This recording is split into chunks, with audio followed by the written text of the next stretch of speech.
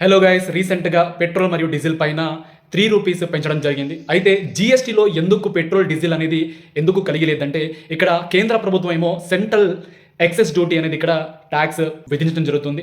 And అదేవిధంగా రాష్ట్ర ప్రభుత్వాలు వివిధ రాష్ట్రాల్లో ఒక్కొక్క తీరుగా కలిగి ఉంటుంది వ్యాట్ అనేది. సో వ్యాట్ అంటే వాల్యూ యాడెడ్ ట్యాక్స్.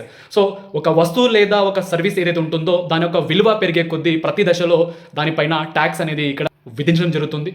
పెట్రోల్ మరియు డీజిల్ పైన డీలర్ యొక్క కమిషన్ కావచ్చు, అండ్ అలాగే సెంట్రల్ ఎక్సెస్ డ్యూటీ కావచ్చు, అండ్ అలాగే స్టేట్ సంబంధించిన వ్యాట్ కావచ్చు, ఇవన్నీ ట్యాక్స్ విధించిన తర్వాత ఫైనల్గా మనకు లీటర్కి వివిధ రాష్ట్రాల్లో 110 కావచ్చు, 113 కావచ్చు, ఇలా కలిగి ఉంటుంది ప్రైస్ అనేది.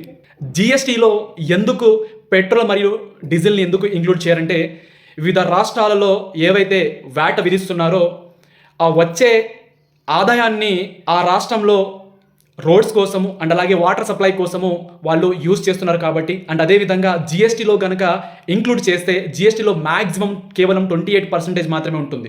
అదే వ్యాట్ కనుక చూస్తే వివిధ రాష్ట్రాల్లో 30% పైన విధించడం జరుగుతుంది కాబట్టి అలా జిఎస్టీలో ఇంక్లూడ్ అనేది ఇక్కడ చేయలేదు. అయితే మీకు ఒక క్వశ్చన్, 2 తెలుగు రాష్ట్రాల్లో వ్యాట్ సంబంధించిన ట్యాక్స్ ఏదైతే ఉందో ఎంతవరకు విధిస్తున్నారనేది ఈ వీడియో కింద కామెంట్ చేయండి. మరిన్ని కరెంట్ అఫైర్స్ అప్డేట్ కోసము text book Telugu official YouTube ఛానల్ని లైక్ చేయండి, షేర్ చేయండి, సబ్స్క్రైబ్ చేయండి. Thank you so much.